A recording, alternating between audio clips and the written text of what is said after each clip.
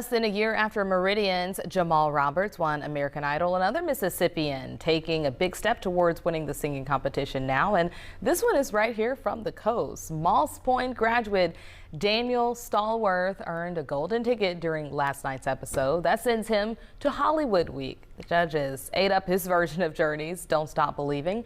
While the Hollywood Week episode have already been filmed, they won't be available until next month. But of course, you'll be able to see how Daniel does right here on WLOX ABC.